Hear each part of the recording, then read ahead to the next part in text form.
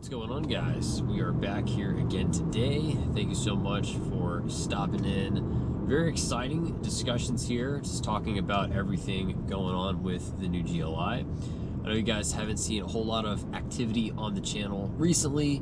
I've been super busy over at my other channel. I want to say last month I did about 10 videos.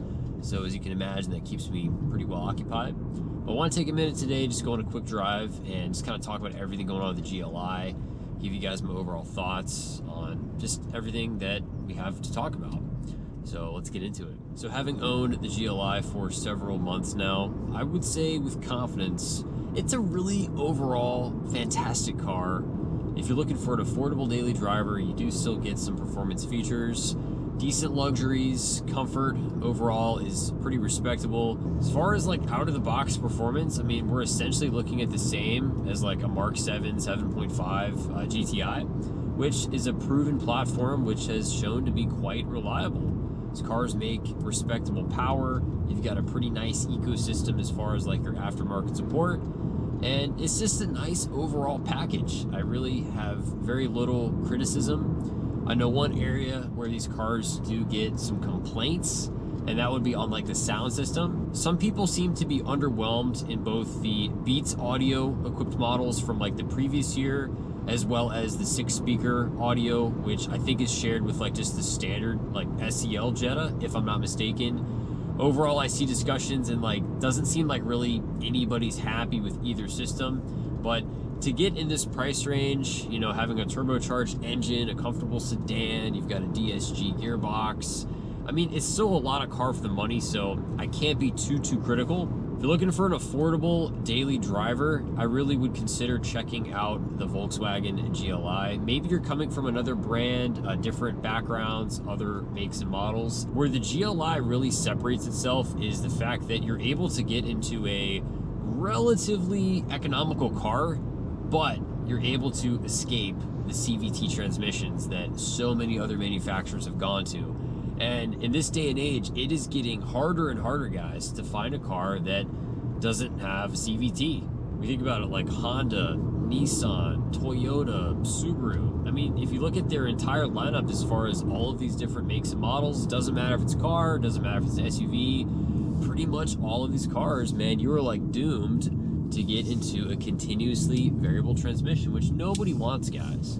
Nobody wants those. I mean, just who wants to have to deal with all that? If you do some research online, there's a lot of horror stories. A lot of people are very frustrated with CVTs taking over. And as a car enthusiast, I just don't really have anything positive to say about them. So the fact that you get in a car like a GLI, you have a manual option as well as the dual clutch. I mean, there's really not anything else in that price range that really compares.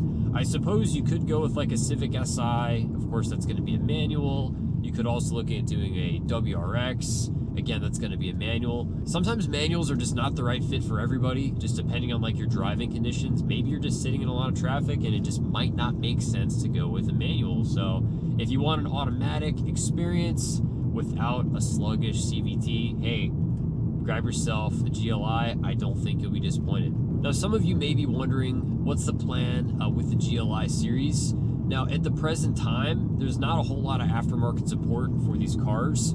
I've been doing a little bit of research and I'm starting to see some discussions. I'm hearing some people get some APR Stage 1 tunes on these cars. There is a little bit more of a complicated procedure, which I will be talking about at a later point in time. With the SFD, there is there is an unlock process which you have to go through in order to be able to flash one of these cars. I did have some recent communication with APR, and they have verified that so far they have been able to tune some 2025 Volkswagen GLIs. So just something to bear in mind. The only thing I've done on the car so far, I did full front PPF. The windows were already tinted on the vehicle by the dealership.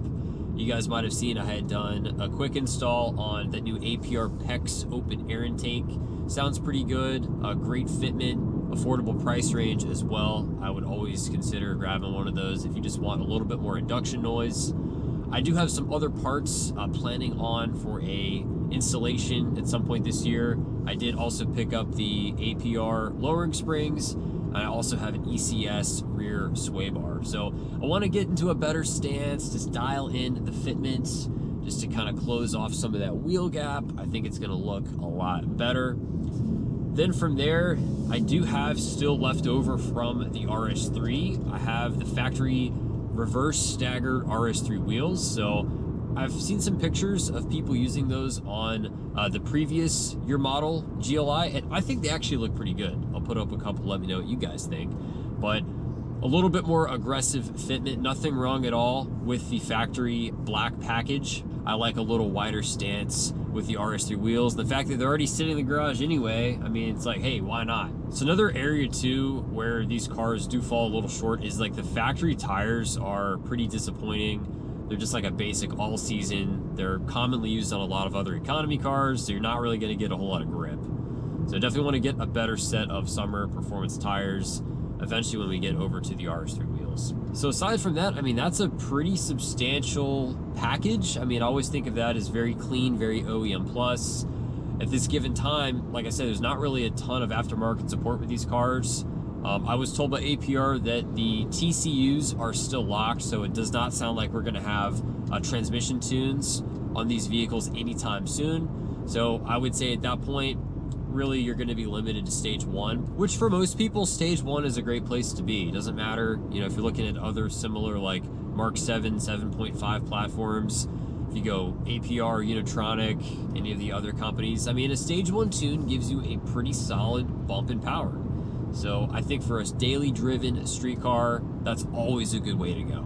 So going full circle, I'm very pleased with the GLI. If you're thinking about a new daily driver, I would definitely consider checking one out.